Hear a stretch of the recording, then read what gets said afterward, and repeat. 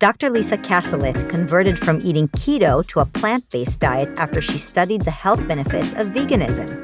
It's no surprise she disagrees with my previous guests who love the omnivore and the carnivore diets.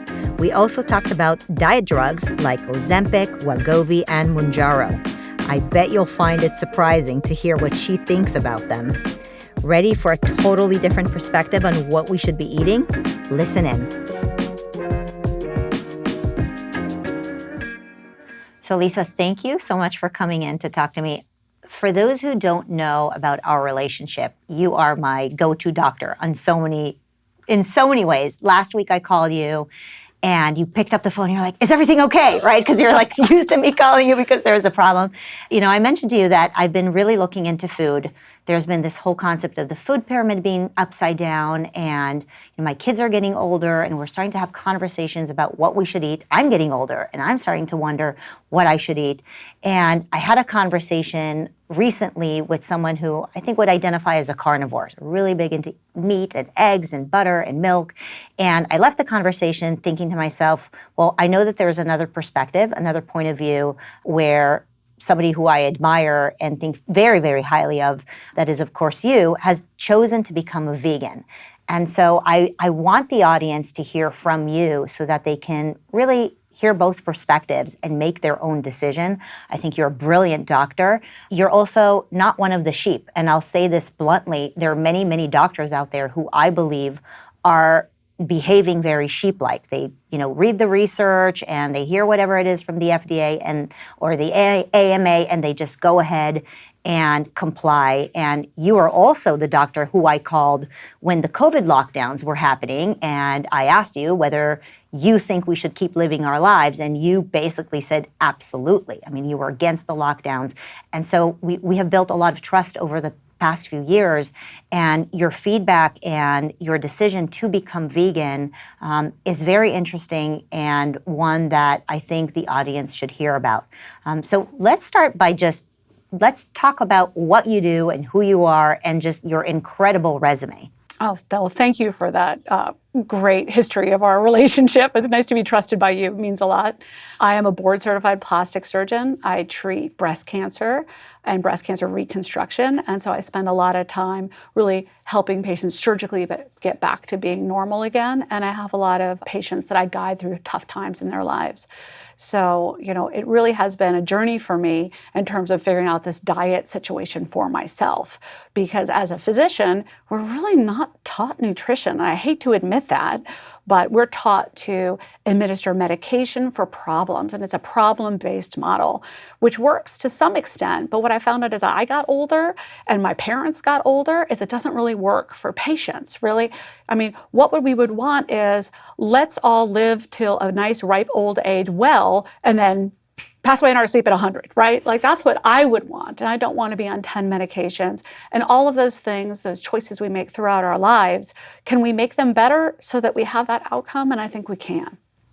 I remember when we first met, you were actually on some form of keto diet. Right. And I remember about 4 years ago, we were having dinner and you basically said, well, actually, I don't eat meat anymore. I've decided to become vegan. Right. And so remind me a little bit, what made you choose to do that switch?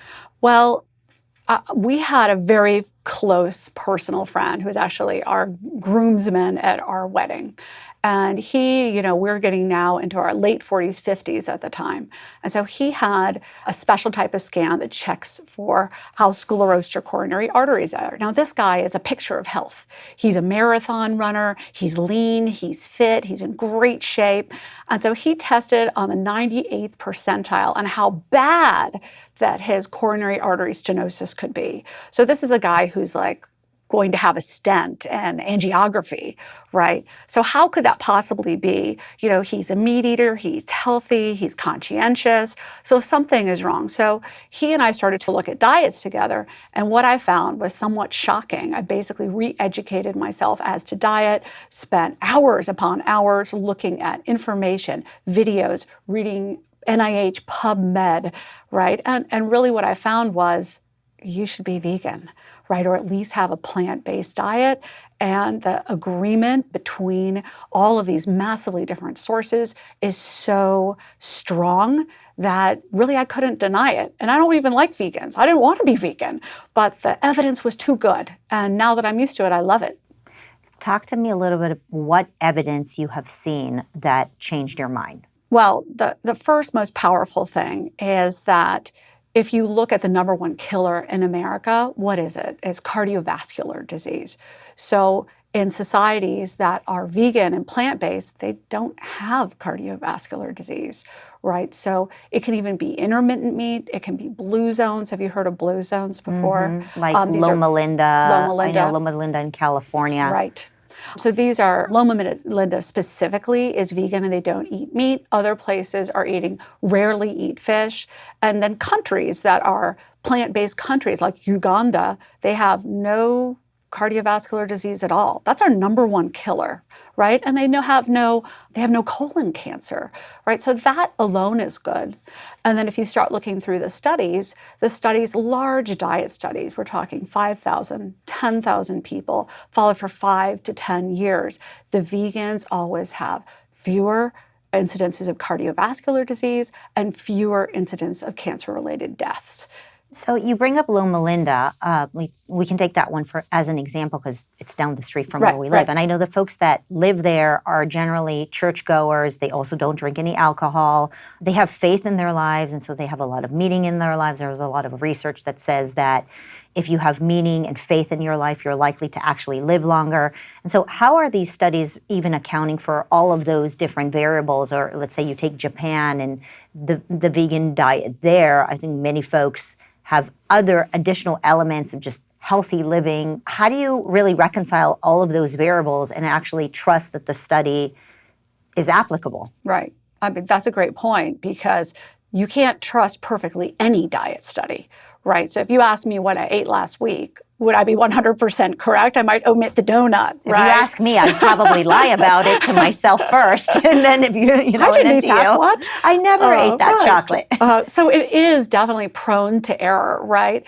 The reason the blue zones are they're not just long-lived people. They're the longest lived people on the planet. We're talking, there's like one of them has like 20 centurions there, right? So these are extreme. So it's not just the diet, it's also the family and the community-based and having a behavior that works around health and wellness. So, you're not going to see them all hanging out, having football, drinking a beer as much as you are for, you go to Loma Linda, they're all biking in the hills and the guy who's 80 will pass you on his bike, right?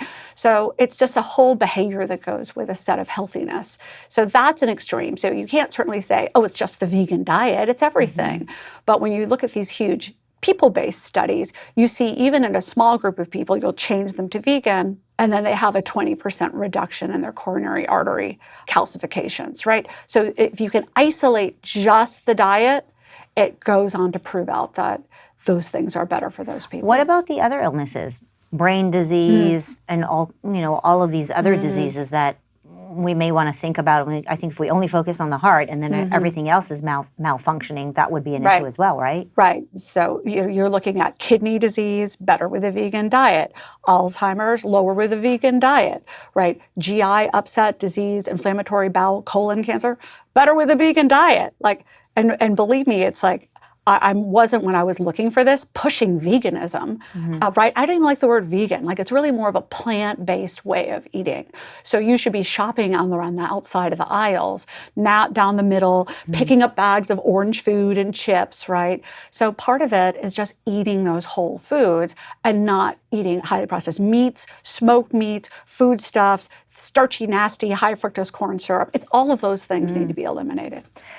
The point you made is the point that the carnivores would make as well, right? That you should stay away from the processed foods, stay away from the sugars. I think everybody agrees on that. It's where that Venn diagram, kind of hits, where everybody can eat nuts, everybody can eat avocados, olive oil, et cetera. And then the disagreement is on, well, should you eat meat? Should you stay away from meat? Should you mostly eat legumes and carbs, right? I think that's really where I'm struggling to understand or really decide on what kind of diet to choose. And my concern with veganism in particular is that most of the folks that I have seen that have chosen a vegan diet will eat highly processed, carbohydrate-filled foods, like some of the items here, which we can talk about in a minute. But I associate veganism with eating pasta, with eating crackers, with eating oatmeal and cereals, and all of those things are the things that you find in the middle of the supermarket and not on the outside of those, what you call the outer aisles. Mm-hmm. And I mean, I think that's actually why a lot of vegans call themselves plant-based. Because plant-based, no one picks up a box of processed crackers that are a weird orange color and they can say in them no animal products and thinks, oh, this is good for you. Mm-hmm. It's really the plant-based. No one thought that was plant-based. Plant-based is what's good for you. It should look like a plant. It should act like a plant. It should taste like a plant. It's supposed to be a plant, right? Or something that you can have memory of that plant is part of what you're eating, right? And so what are the things that you're eating? You're not eating pasta. You're not eating meat. You're not eating fish. You're not eating eggs. Right. What are you eating? This just sounds depressing when you put it that way. It's a very serious conversation. Well, like, I'm a mom and I have 3 kids. And you have to feed your kids. And that, by the way, is the hardest thing to get going, which is like, what do I feed my family? I mean, lettuce? Right. No. Of course, there's a lot more good things to eat. And each of those people is a different part of their lives. I've got a high schooler who rows, so he needs to consume 4,000 calories a day. I have an 11-year-old who's growing, and then I have a teenage daughter who's probably at her perfect weight. And so everybody eats differently, and so it is really, really tough. So like you develop 1, 2, 5, 10 go-to recipes that are fantastic for you, right? So maybe, some of your family is eating a pasta base or a brown rice base with a generous, fantastic vegetable toppings on it that are grilled up that has like Thai peanut sauce on it, right? And so maybe the people that don't want to gain the weight aren't doing the 3 helpings of rice. And the people that really want the vegetables are doing the veggies with a healthy sauce, right? So you can have some flexibility in what you're eating and still be vegan. Tacos, burritos are like a gift for vegans. I mean, you can do everything with those. You can do them 10 different ways and they're fantastic. Spaghetti with meat sauce, you can do vegan and it tastes perfect, right? So we're going to talk a little bit about the carbs, and then I want to talk about soy and some of the meat replacements. But back to the carbs for a minute. So I think you would agree that consuming sugar is bad for you. Yeah, straight up sugar. Sugar is bad for you. And high fructose corn syrup is the devil. And so those are the devil, and everybody agrees on that. If you're eating pasta and rice, is that not going to effectively turn into sugar in your body? Isn't that bad too? I mean, pasta and rice ultimately turns into sugar, slow sugar. But your kids need to eat carbs. They're growing.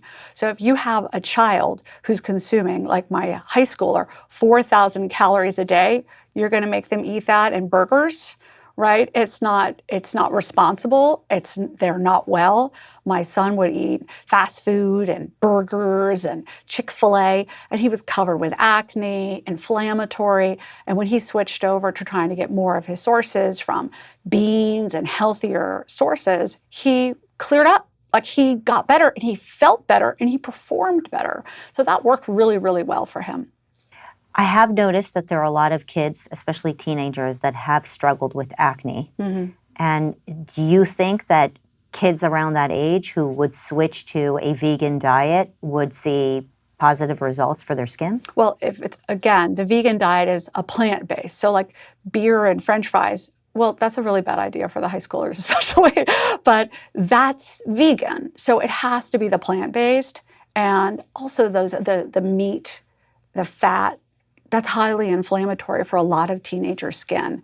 So it's going to be very hard to clear up their skin. But if they go on a really clean anti-inflammatory diet, which is also plant-based, it really clears them up and it's good for them, right? And it's like these are the kind of things that you need to try it with your child, because if they work, it'll teach them habits for healthy eating for their life.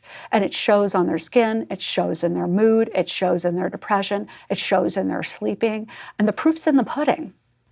What in the studies that you have read has informed you that eating animal products is bad? Right. So there's multiple sources. So when you eat high protein, high fatty diet, those things break down and they have inflammatory mediators in them, right? So you get a bump and all of these multiple mediators can be checked through your bloodstream, for example. And so it's different people respond to things differently. Right? Mm-hmm. So, it's just like eating sugar. Like I could have an apple and spike my insulin to a higher degree than if you had an apple. Same thing happens when we eat meat. Some people process it slightly different. All of the meat is broken down and not added to your muscle, and most of it is excreted through your kidneys.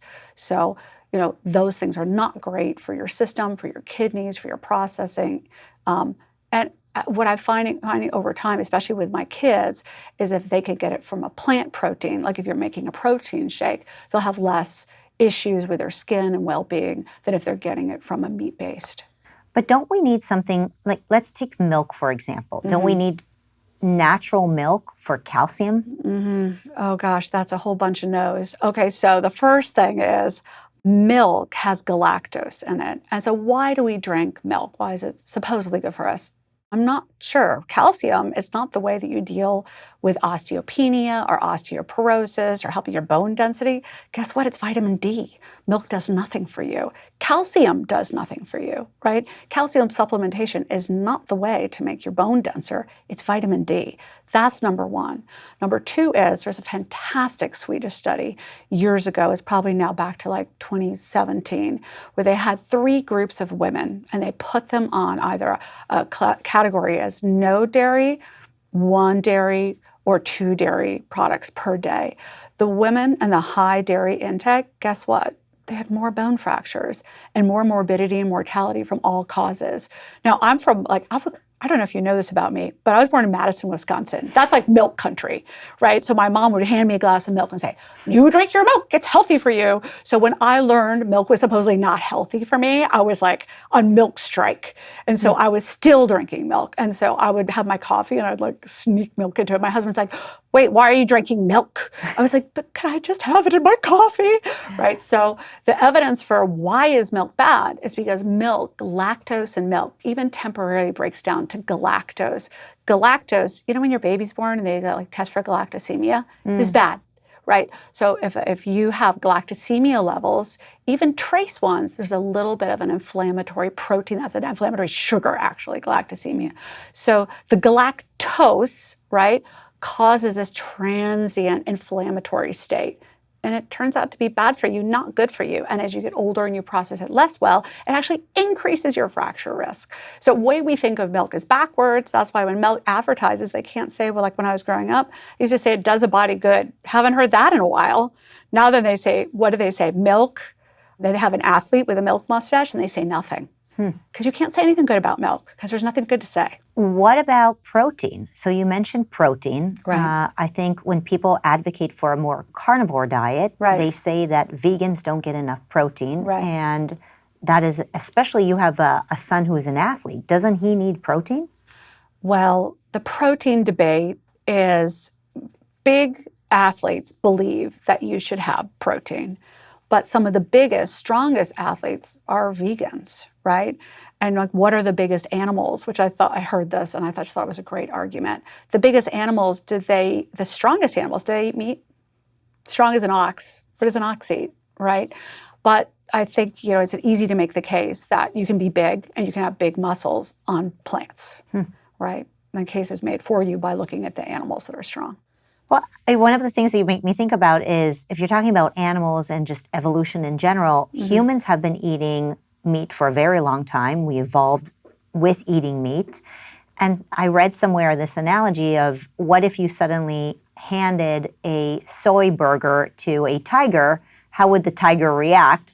Probably not favorably. And so would you apply that same logic to us humans? We have evolved eating milk, eggs, meat, and now we're saying we shouldn't eat it anymore. Well, I think all of that's pretty debatable, right? I mean, you can imagine that there's a farm where people keep animals, and so they're eating off the land, off the farm, and then occasionally sacrificing an animal and eating that on not daily schedule, right? And if you look at the way places that are not as part of capitalistic society are, like, back to Africa, these villages in Africa are not going out and getting their meat every day and eating it 3 times a day. They're actually vegan and plant-based. So the less further along society is, the less meat many of these places are getting and eating. So I would say that's a good argument for, okay, I'm not saying you never eat meat, but is that really our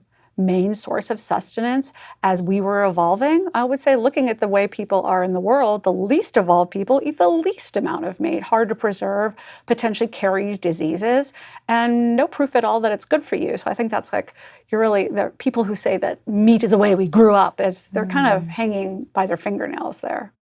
So interesting. So what about some of the things that we do know that we get from meat or animal products? Like we talked about protein, but there is B12 and then there is omega. That's another thing that people say about vegans, that they're probably deficient on that. Well, B12 is a big issue, because if you are a vegan, you will be B12 deficient. You have to supplement B12.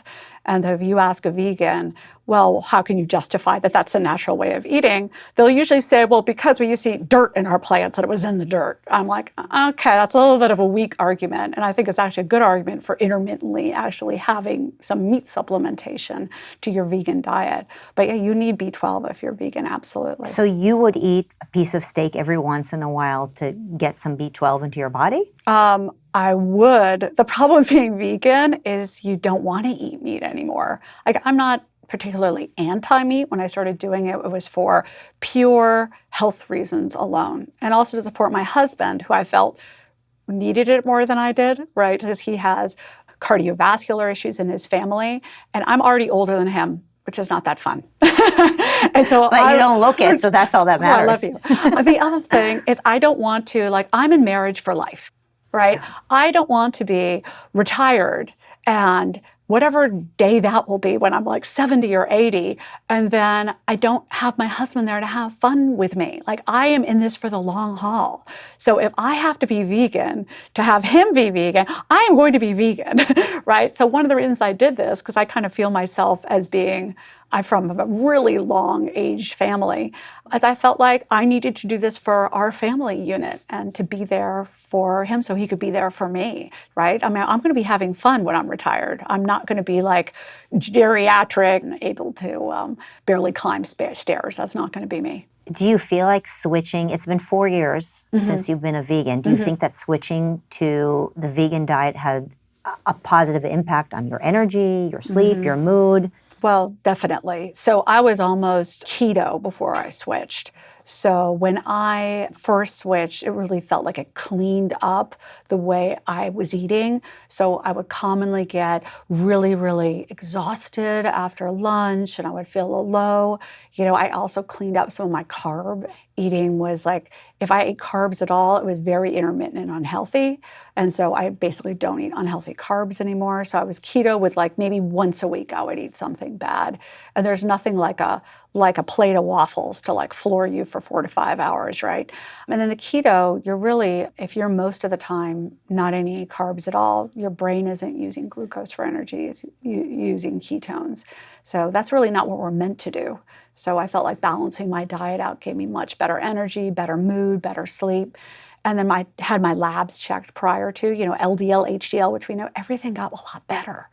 So it wasn't like I had LDLs of 400, but they went from a fairly 150, 180 down to 40, which is obscenely healthy, right? Can you explain to me what you mentioned the ketones or being in the state of ketosis not being good for you. Can you explain that?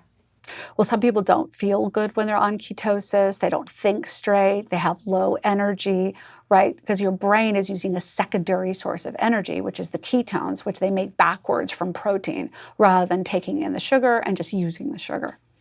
So you're saying that actually our brain does need the sugar from the carbs? Yes, and it will make its own sugar. It's called gluconeogenesis, where you actually take something that's not sugar, that's got a sugar as part of the structure, and actually make sugar out of nothing, or makes a ketone, which is little slightly different version of a sugar alcohol, uses that in order to feed yourself so you can think. Okay, so speaking of brains, I think of omega. And so if you are a vegan, how do you get your omega? These Omega awesome is so things important. called omega pills. So I'd imagine that anybody listening to this is saying, okay, well, you're not eating all these natural foods that your body is missing, and you need these things. And so now you're taking these manufactured supplements to basically supplement all the stuff that you could have been eating through an animal diet. I mean, I totally disagree with that. First of all, everybody, even if you live in Southern California, should be on vitamin D, right? So if you have this thing, oh, it's going to be perfect, my diet will perfectly give me everything, get over it. It's not. Start taking the right supplements. It's good for your health. So that's the first thing. The second thing is, oh, you would have perfect if you were having a meat-based diet. I wouldn't need to do anything. Yes, first of all, you have no fiber. So I don't even want to look at the inside of your colon. One of my best friends is a colorectal surgeon. Whenever she gets someone who's like a big keto meat eater, it's like polyp, polyp, polyp, polyp. Like, you're supposed to have fiber. Have you heard that before, Marissa? Yes. I have heard about so fiber. How about the whole fiber being an important part of your diet? You're not going to meet that many people who are vegan who have low fiber. So you're going to have a healthier bowels, healthier colon, less inflammatory state. Those are a very healthy part of your diet. So if you're upset that you have to take some B12, I think get over it. Take the things you have to take to have a healthy you, and then make the basis of what you eat healthy so that you overall are in a good position going forward in aging so that you're going to be healthy. So you would say eat a vegan diet and take vitamin D, take B12, take omega. I've read before that oftentimes when people take these supplements, they basically urinate it out. What are your thoughts on that? Yeah, I mean, that's mostly the vitamins, right? Some of the vitamins are not very good because they pack it into a capsule. And or they bleach it, or something bad.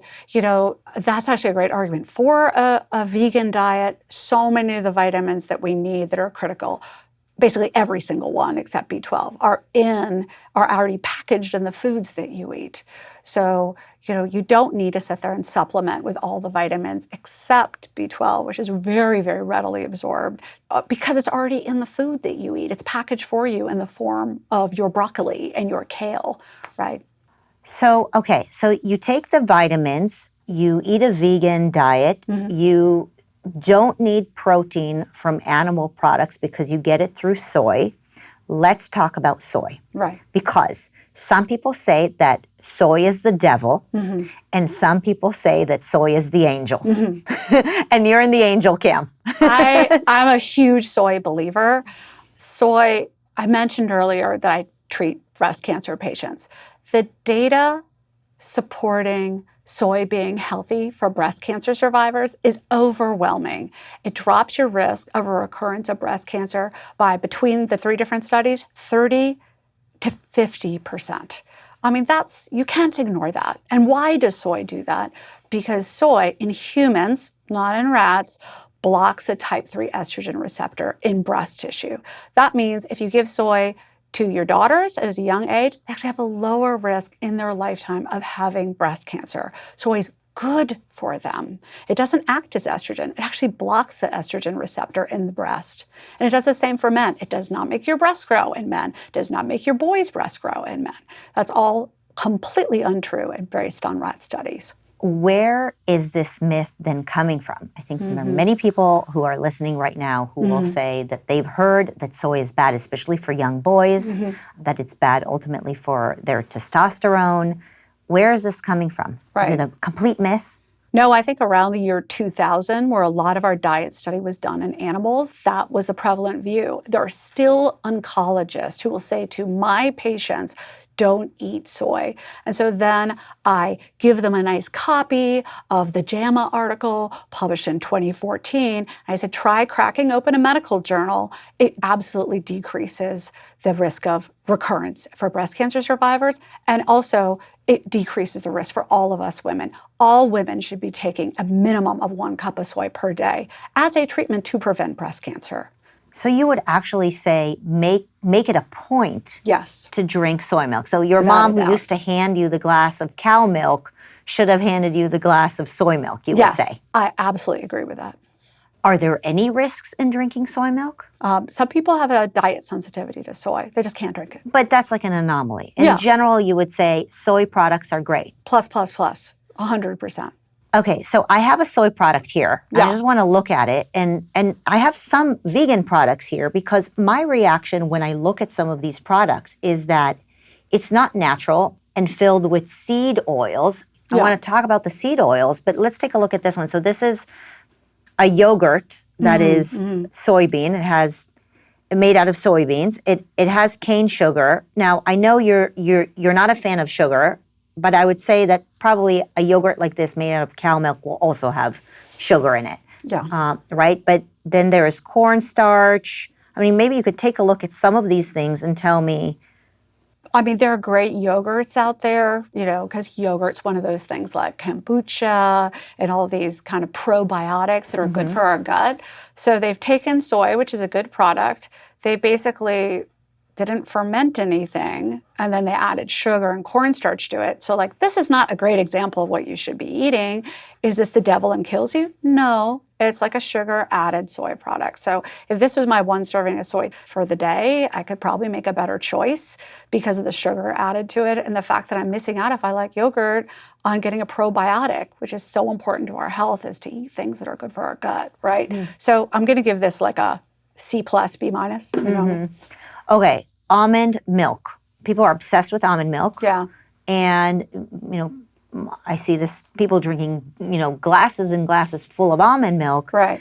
This is kind of a mainstream brand. And the thing that I immediately see when I look at this, aside from the basics like salt, et cetera, and a bunch of words that I don't understand, there's seed oil in here, sunflower oil. Aren't the seed oils bad for you? Yeah, there's now coming out more information about how bad they are. So oils in general, remember how they used to tell us healthy heart oils, canola, it's so good for you. No, it turns out it's terrible for you. So any kind of oil that can be expressed, like olive, from the olive oil, you pinch a piece of olive and the oil comes out of it, right? So any oil which is naturally occurring is thought to be way, way better for you than something that has to be heat processed, created, like corn oil, canola oil, all those things. All those seed oils are created in a way that turns out to be destructive to the element itself and bad for us. And so they're not heart healthy. So I don't love that that's in there. But let's say you pour yourself some almond breeze and let it sit on the counter. Do you get an oil layer in it? It's not a lot of oil, right? So I would say I'm okay with that one. You would rather drink the almond milk with a little bit of the seed oil than cow milk. That's right. Because cow milk is just so bad for you. Well, I don't think it's good for you. Let me put it that way. I do think it's a little bit of badness every time you drink it. Okay, so this is, I can't tell you how different and upside down this is from my last interview. Let's talk about the Beyond Meat. Okay, so the last person I had on the show basically called Beyond Meat the devil, or any of these fake meats. We'll call them a fake meat. Would you eat the fake meat? I don't really like it, no. Okay, so who is this product for if it's not for vegans? Well, I think some people like me are very much sold on the vegan diet, and they look at it, or their doctor says, oh, you should be vegan. So then they're like, oh, I can't, I have to have a burger. Yum, I'm gonna have this. This is vegan, but really it's full of other bad things. Although they may not be animal-based, that doesn't make them good for you. There's preservatives, they actually take the heme, and they put this iron in there to make it taste like blood. That's not really our idea of being vegan, is to eat other unhealthy things. Just because they're not from an animal doesn't make them right. So you would say that, I guess, the food marketing folks have figured out that there are a bunch of people who want to be vegan, right. And so they take advantage of this kind of new idea or ideology within food, and they actually create products that market towards vegans, but it's actually not really what you mean by being a vegan or what you would want to eat. I think that if you're trying to get a meat product, a meat-like product, and that's unhealthy, then you're kind of ruining the idea of being vegan and plant-based, which is to eat something that's from a whole plant. So I completely agree with your guest who didn't like this. I don't like it either, and I don't like eating meat. And, I would just as soon probably eat the occasional meat burger as eat this. What about fish? Salmon? Yeah, so sometimes like I might go to dinner and there's nothing on the menu for vegans, and then I'll eat fish. Why not choose to eat fish? Why not be a pescatarian then? Right, because the same proteins you're eating in the salmon that are giving you these daily inflammatory mediators and taxing your kidneys and coating on your arteries, like those things are in there too, right? So are you occasionally eating that? And that's okay. For most people, I would say that that's true. But if you're going to really embrace vegetarianism, save it for the time you're out to dinner that they don't have the Caesar salad. Let's not cook it every single day, because then you're not getting the benefits of being vegan. Are you able to explain the science behind what is in the fish that causes the inflammation? Right. I mean, it's actually looking at the proteins and the way the proteins break down in your stomach, go into your bloodstream, and how those things are processed. And so it takes your body a lot more work and creates a lot more inflammatory mediators. So you can actually detect those in the blood. You can actually see them in the blood, in the serum if you spin the blood down. And then if you look at people's inflammatory markers, they go up after a high protein meal. So it's not, the question is how much damage is it doing, right? So some people could be causing a lot of damage. Some people could barely be causing damage at all, right? But overall, if you look at populations that eat meat on a regular basis, they will have more cancers, they will have more cardiovascular disease. And that's why not to do it, right? What about eggs? I mean, I don't eat eggs. You don't eat eggs. Obviously, you're a vegan. So is it the same answer? The reason not to eat eggs is the same answer, the same Well, answer there's you'd like give for less fish? badness, right? So most vegans don't eat any eggs, any meat. But if you're going to look at what causes the most amount of inflammation and is the worst for you, it's going to be, red meat, right? And then it goes down from there. Chicken, maybe not so great. Fish, maybe not quite as bad, right? And then eggs might be right around the same range as those other things. What about just the egg whites? Right. I mean, people talk about that being better because it has a different protein content that's less inflammatory, but I'm not making egg white omelets either, so I can't speak to that. Still rather stick to the soy, I would still the rather nuts, stick. and the beans. I think if you give yourself a million exceptions, you're not vegan anymore. Right. If you want to be vegetarian and you want to eat cheese and you want to have the occasional egg, okay, maybe that's your choice, but don't call yourself plant-based. Obviously, that's not the decision. I know you love beans because they have protein, but they also have a lot of carbs. Right. You're okay with that? I'm okay with that. I think I am. Right. Yeah. I mean, you're obviously skinny, right. But beans are great. They're so good for you. And every one of those blue zone populations we talked about, where people are living routinely into their 90s, they all involve beans and nuts, every single group, right? And you look at people from Mexico that have beans in their diet, they outlive us by 4 years. And so if you've ever seen a traditional Mexican diet with the tortillas and the rice and the pork, you think, how is that possible? It's the beans. Wow. So beans are so good, they undo some of your other hideous health habits. So if you can tolerate beans, you should be eating beans every single day. And a cup of soy milk. Yes, you've got it. All right, we've mentioned weight for a minute. I want to dive into a different subject, and that is the new drugs that are on the market right now, whether it's Ozempic or Wegovy. I think there's a third one. I want to hear your thoughts on that. Are you giving them to any of your patients? Well, I don't treat people for diet, but there are cases where I do want people to lose weight prior to surgery, and I won't hesitate to give it. Also, there's a lot of doctor chatter right now because it's becoming a much more hot, much more talked about and prescribed item. And so what's been said is actually, it's fascinating that people respond to it the way that they do. Because what's great about these things is that they interrupt, not only do they tell you you're full, right? They're signaling you don't need any more food, right? So a lot of things happen when that happens. It increases your insulin levels, not to get too down into the weeds. Well, get into the weeds. I want to understand this drug because everybody is talking about it. Yes. And I'm hearing doctors fighting about it. Right. And I just find the whole thing fascinating. Right. Well, two of us in my office are like at war with it right now because I love it and she hates it. Her argument is, you're going to take this drug to get thin. It's going to make you feel full. You're going to eat less and you're going to go off and just get fat again. So what's the point? My argument is I'm watching my patients who take it. And so there are so many women I take care of that, and I remember I said breast cancer, I have patients that take anti-estrogens like tamoxifen, right? And so they can't lose weight. Why? Because it's completely screwed with their balance and their metabolism. And they'll say to me, oh, Lisa, I eat 500 calories a day and I'm still gaining weight and I exercise 5 times a week and I'm still 25 pounds over. That's the kind of person, if you give this medication to them, it changes their relationship with food because it also interrupts the relationship between their gut and the brain, called the gut-brain axis. And so it starts to tell them, I don't need to have sugar. I don't need to crave sweets because I can make the best food decisions of my life because you're not influenced by these kind of crazy sugar urges like we always are because your brain is not telling you anymore, eat, eat, eat, eat, eat. And they stop drinking Diet Coke. I mean, that's weird, right? Like, why would you still drink Diet Coke? They've stopped binge eating. Right? And so they're eating better than they've ever eaten before. So it's a great way to stop bad habits, to increase your awareness, and to get rid of this kind of like hormonal influence over what we eat and understand what you're really doing.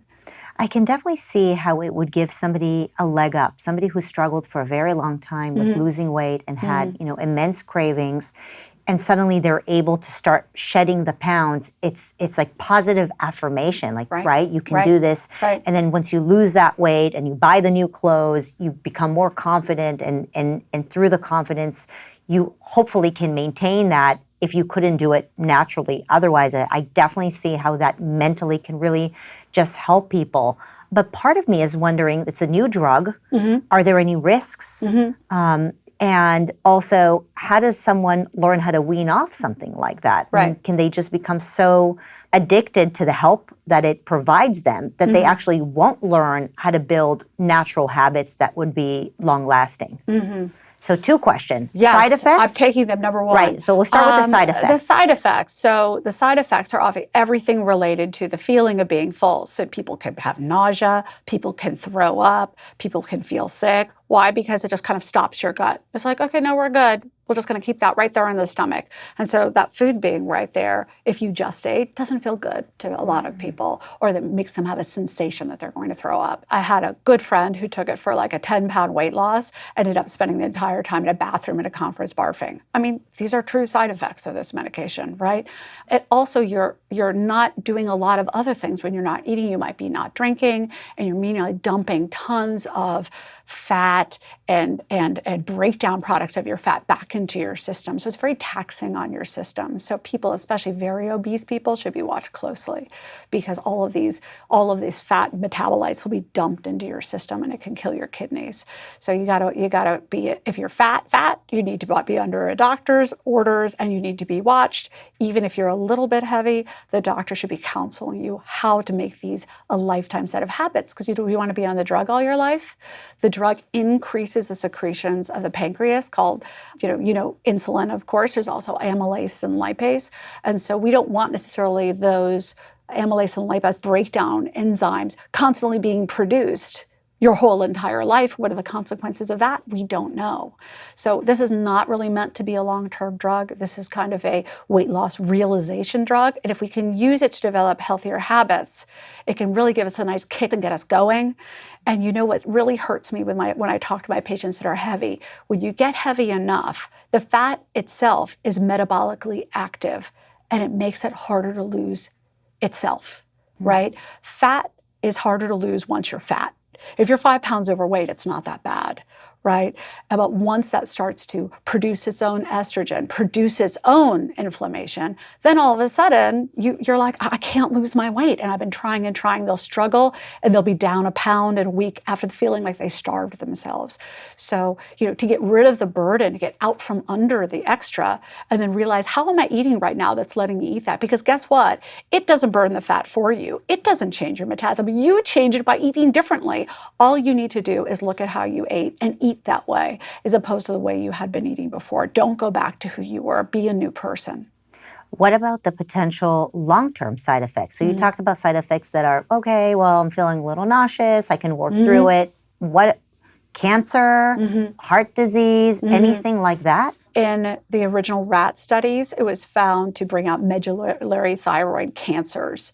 So That hasn't happened in humans, but nobody wants to give it to anybody with a history of thyroid cancer because it's just too scary that might stimulate an underlying issue for those patients. Is it possible that because the product is so new that we don't know about any long-term It's not that new, actually. The whole semaglutide and all of those things have been on the market for well over 10 years, used by the peptide industry. And they have been, since 2000, people have been able to get them in one form or another. They all work a little bit differently from one another. There are short-term acting ones that only work for an hour that have been used by diet specialists for years. So we know more than nothing. It's not like, oh, this just happened yesterday. And we have not seen risk factors in those populations. But, fen-phen, do you know what that is? Yeah, I remember that. Right, like when they first came out, it was years till people started having cardiac issues. Could that be the next thing? We don't think so, because that was an amphetamine. Turns out amphetamine's not great for your heart, but it could with the gastric secretions, amylase and lipase, chronically inflamed pancreas. That it could be an issue, and that's where the issue would likely be. Do you think that if somebody could motivate themselves to work out on their own a better diet without taking a medication or a supplement, it's worth exhausting every one of those possibilities before getting on the drug? Or do you think that, taking the drug is so helpful that it's just worth going ahead and doing it because it resolves years of battles with weight? I mean, I would say, obviously, please exercise, eat healthy. That's number one. But if you were exercising and eat healthy truly, you may not be looking to me to prescribe you this drug, right? There's something that's happening in your system that's creating this problem. And what I think is fun about it for me is I hear a lot of excuses from my patients. And this sounds mean, and I don't want to sound mean. I just want to sound realistic. You're a surgeon. Okay, I'm a little mean. You're a surgeon, and surgeons are always very direct. Just a touch mean. I hear that people give themselves excuses, but really what they're doing is mentally undermining themselves and giving them permission to do things they shouldn't do. I can't tell you the patients to say, well, doctor, I'm just overweight and need this liposuction because I'm hypothyroid. Really? Because you're on thyroid and your NUF levels are normal, but I'm just hypothyroid. Oh, doctor, I can't lose weight because I eat perfectly. I have someone really close to me who was like, I'm just 15 pounds overweight, but I look good enough. Who cares? They started taking this. They're like, oh, what I didn't realize I was doing is I walked into the kitchen at night and my husband would be cooking for the kids and they'd have chips out and I just grabbed 10. And then I'd be scooping up the ice cream and I would just take some bites. And it's all these little things added up. That was the person who lost, scarily, a pound a day. This person who ate perfectly and could not lose any weight. So this is why I love it, is because you drop the excuses and you see what is it you are really doing. How does the drug help you do that? It shuts down that gut-brain axis. So your brain tells you all these things about what you should be eating, but you shouldn't be eating them and you shouldn't justify eating them, right? I've had a terrible day. I worked so hard. No one got me any dinner. Am I just describing myself here? Right? It sounds like Where's my dinner someone made me? Didn't happen. And then you grab the one thing you grab, and that was the thing you shouldn't have grabbed because your brain is so powerful. It wants so badly for you to stay exactly who you are and not be the person you imagine you want to be. It will work and mentally sabotage you. Thank you for that word. That was not the one I was thinking of, but I was trying to come around to it. It will absolutely do that to you. And once you break that connection, you realize where it is that you're falling down and why. And that's very powerful. And it takes away your excuse. And your excuse is always just a lie. Oh my gosh. Okay, so what about what your colleague said? Your colleague made a very valid point, which is once you're not on this drug anymore, right?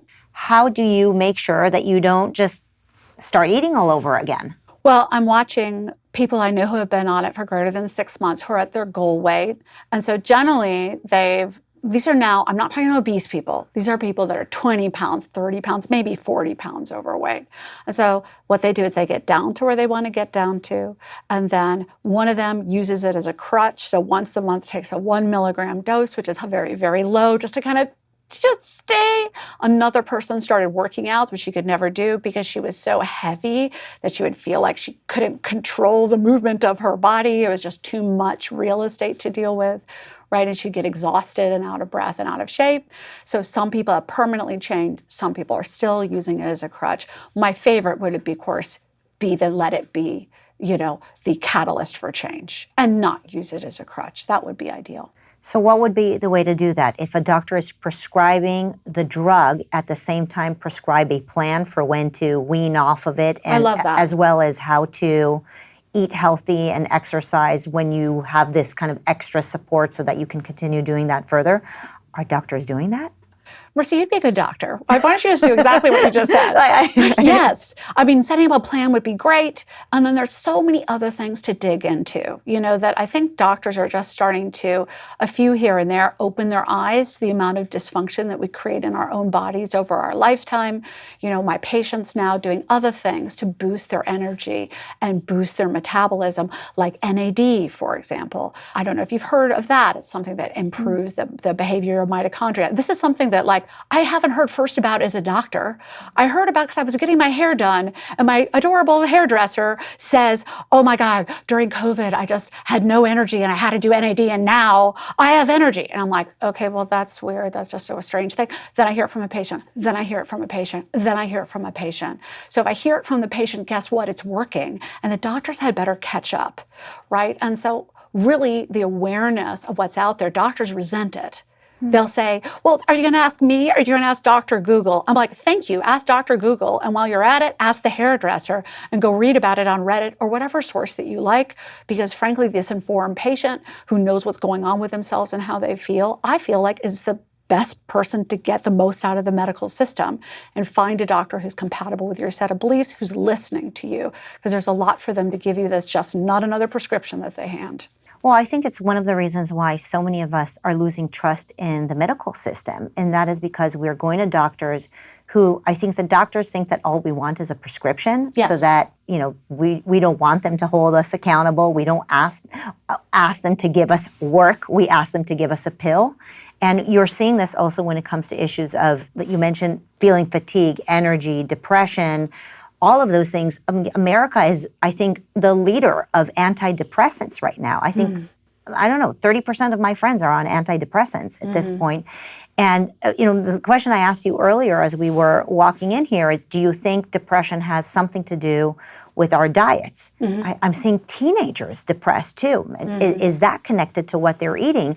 And oftentimes the way our doctors are solving this is by giving them a pill. And so it's why I have such a strong reaction to medication in general now, right? It's like you would imagine my reaction to be so anti-Ozempic and Wegovy and all of that is because, oh my gosh, are the doctors just throwing another medication at us because that's what they've been doing? And I'm not blaming all doctors, but there is a bit of this cycle where I'm not hearing enough doctors talk about diet and exercise and personal accountability. We're hearing more, okay, let me prescribe something to you. And that example could not be clearer than in the area of depression and young folks dealing with anxiety. Right. Let me address your first point. Let me get back to the depression.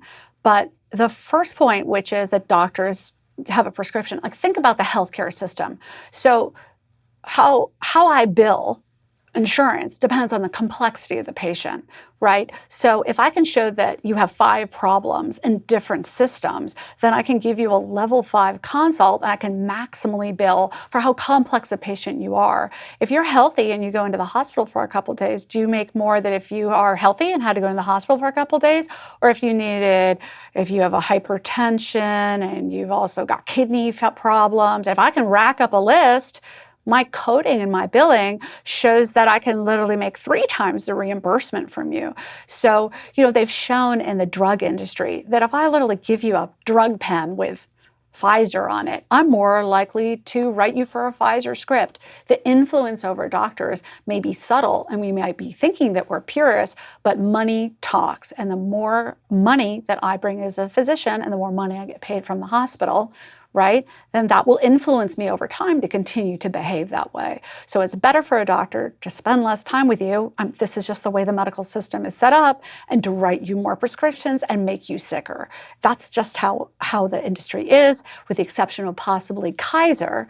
And, Kaiser is the one hospital that pushes healthier eating, vegan diet. Why? Because the cheapest thing for Kaiser is what's best for me too. Get to be 90-year-old and drop over and dead in my sleep at home, as opposed to come to the hospital with 100 chronic illnesses, since Kaiser is, one fee and they take care of everything.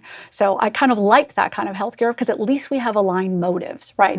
Now back to your depression idea, depression is so multifactorial.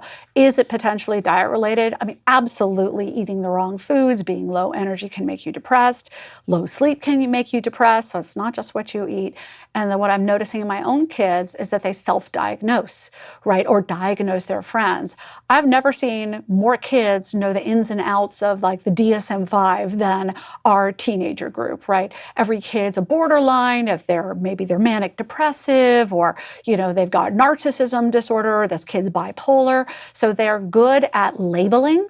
They're good at then looking and Googling what medication you take for that. Well, that's like the negative aspect of going on Google and self-diagnosing, looking for a cure. Looking for cures, or looking for the problems.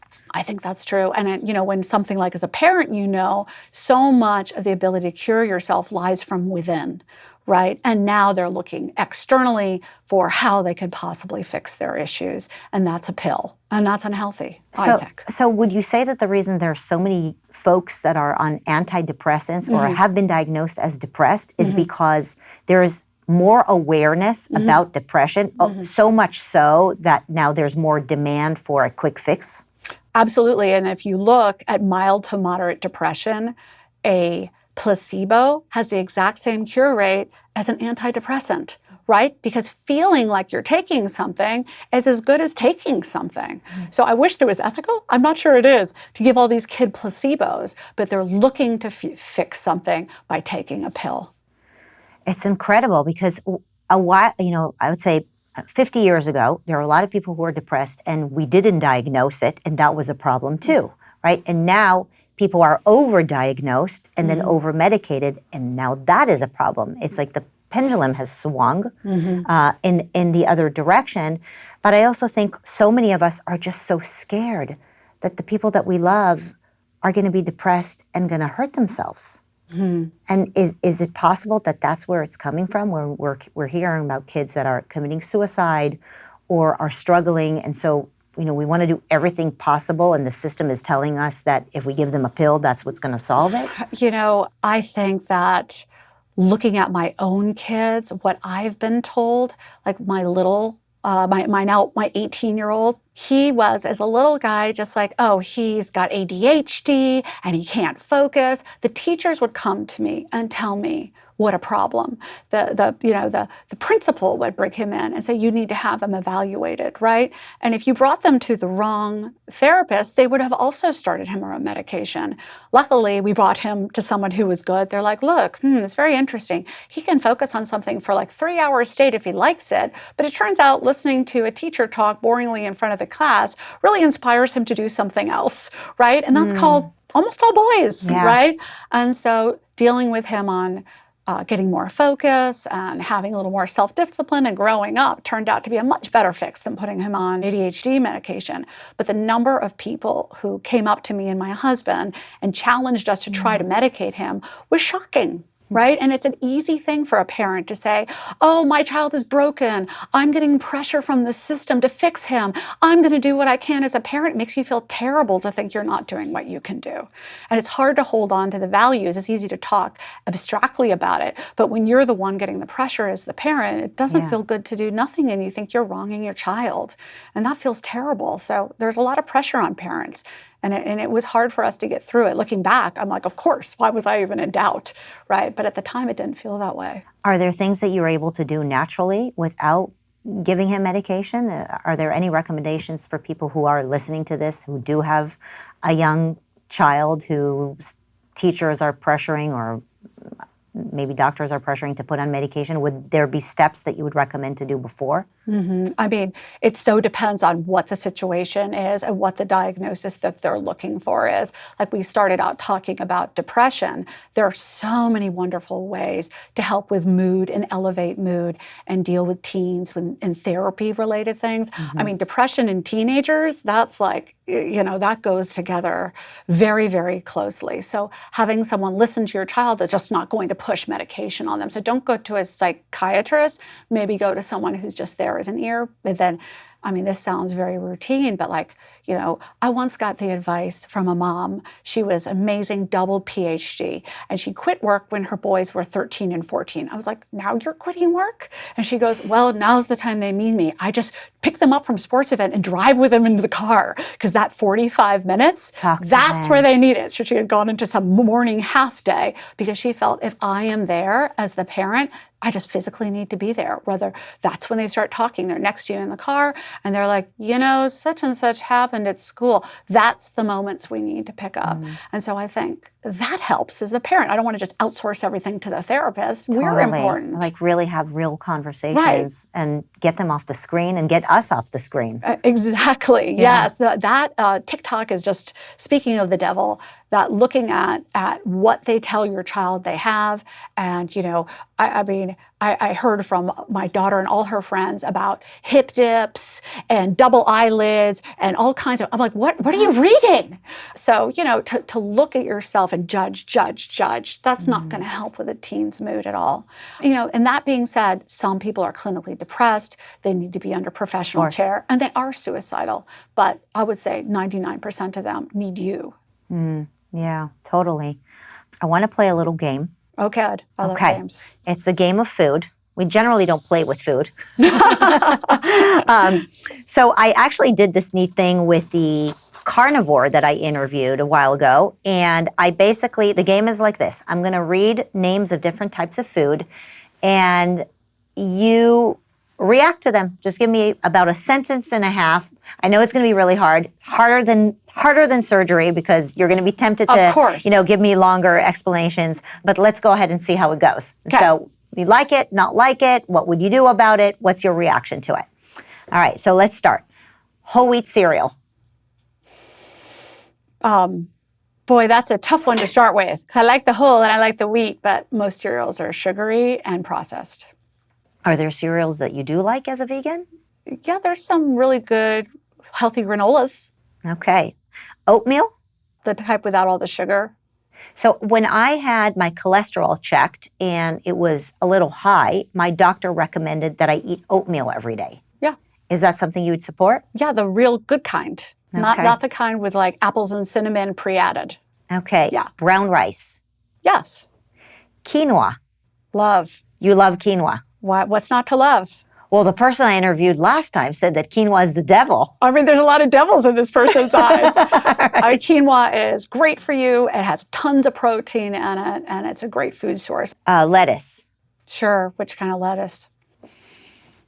Iceberg. I mean, that's a neutral. That's fiber only. And then if you start to put in baby kale and something more exciting, it has more good stuff in it. Impossible meat or Beyond Meat? Boo. You hate it? No. Tofu? Love. Avocados? Love. Avocados is like what fits in that Venn diagram. Everybody loves avocados. Yes, they are delicious. Okay, olives. Yes. Fatty Wagyu beef. I mean, that's a no. I think that's not vegetarian, Marissa. All right. How about butter fried eggs? No on the butter and no on the eggs. Although, I mean, I actually prefer butter to like the bad oils. Like margarine, for example? Yeah, I don't like margarine. No margarine. There's a lot of gross stuff in there. You shouldn't be eating that. Yeah. No margarine, no seed oils. No. Pasta. They have these pastas that are cool now. Not chickpeas pasta. Okay. Pasta. Only for my weight gainers in my household. Otherwise, no. No. Bread? Same idea. Just like white bread? I mean, why is that good for you? No. No. Sprouted bread? I'll do sprouted. So like what, the Ezekiel brand or something like that? If it has to be frozen, it's probably good for you. If it has to be frozen. Okay. Almond milk? Yes. Oat milk? It's higher calorie, but better than milk. Doesn't turn into sugar in your body? Yeah, it's way too sugary. That's why I'm not giving you an eh. Okay, whole milk. No. Gatorade? Are you kidding? No. It's like No. sugar and salt in a container. I know, I see all the kids running around with it, and all the kids' gyms have Gatorade. Right. Well, anything with high fructose corn syrup, you should never give your child because that gives them a taste for it, and you're going to have a kid that hooks on candy. But you do have to give your kid a little bit of sustenance. So I'm not totally against sugar for kids like some people are. Like I said, I'll do pasta and I'll do ice cream even. I mean, I have a lot of compromising that I do because you can't have some skinny child that doesn't grow. Yeah. So I would let them have a Gatorade, but there's no way in hell I would eat a Gatorade. Or You drink a would not Gatorade. drink Never. any Gatorade. Or a Okay. Coke. No, never. Okay, protein shakes. Yeah, there's a lot of variability there. Yeah. How about, I'm assuming yes, nuts. Any nuts you don't like? Any nuts you love more than others? I mean, nuts are really high density calories, so you should not be eating handful upon handful of nuts. You're going to get like thousands of calories. But I love nuts. They're All good. nuts. Pretty And- much. Okay. How about protein bars? I think there's a lot of processing in most of them, and it's hard to find something good. Not a fan of protein bars. I mean, I think it makes me feel a little sick, so I'm trusting my gut. Yeah, trust your gut. How about protein powders? Like the whey protein? Whey, and then there's pea protein now. So, like for you mentioned getting enough protein for those building muscle. Our high schooler, just more than 2 sentences, will dump some pea protein in there and make them a delicious like multi-fruit shake. It's great and it's full of protein. Okay. How about frozen yogurt? I mean, what's it do? It's sugar. No. Beans and legumes. Yes, of course. Acai bowls. Do you know what I'm talking about? Yeah, ACAI. You never have to pronounce it until some friend of yours tells you. Yes, I know the thing. Acai bowls. I'm going to go with yes. Yes. Seed oils, sunflower seed oils, canola, any other oils I should ask you about?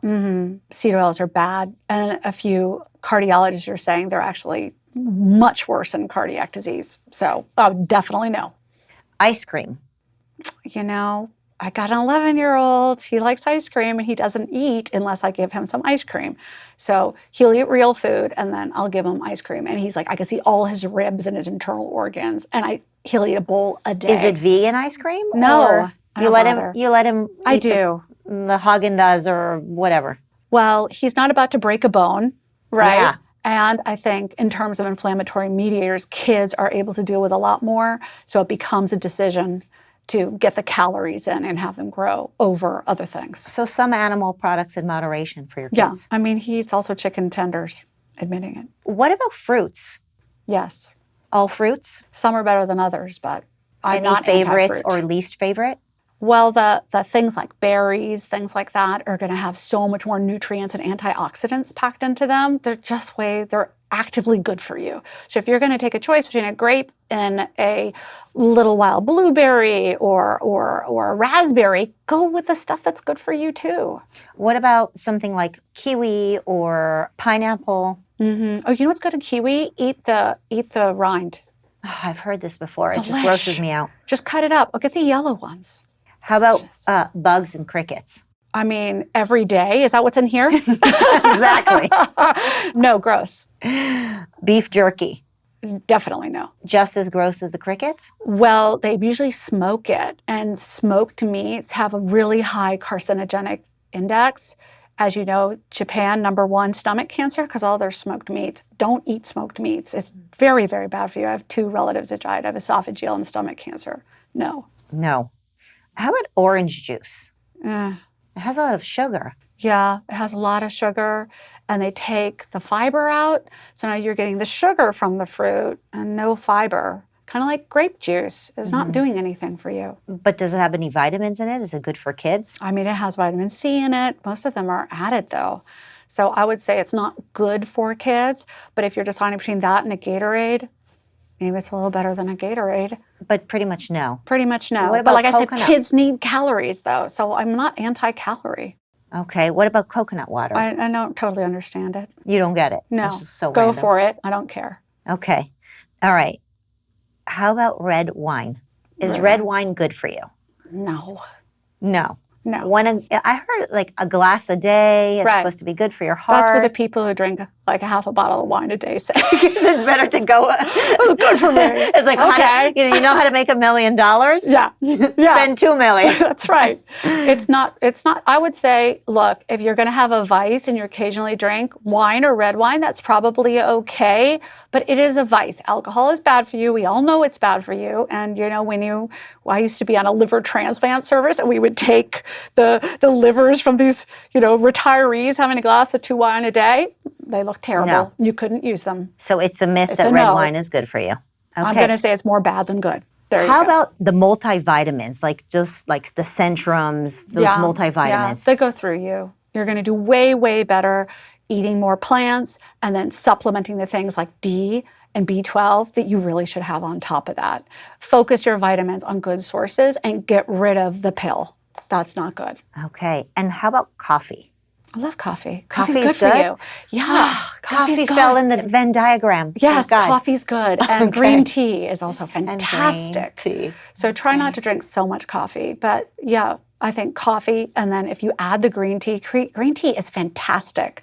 And the more you learn about it, the more you realize that it's a huge source for longevity. So if you can add a green tea once a day to your 1 or 2 cups of coffee, you'll do yourself a lot of good. I love it. Well, thank you so much. I learned so much. I would say my conclusion is I don't think there's one size fit all diet for everybody. People just need to do their research. I know I'm deep in it. This is a fascinating conversation. Thank you for always being there for us and for me. And Dr. Lisa Cassileth, you're a star. Thank you. Thank you, Marissa.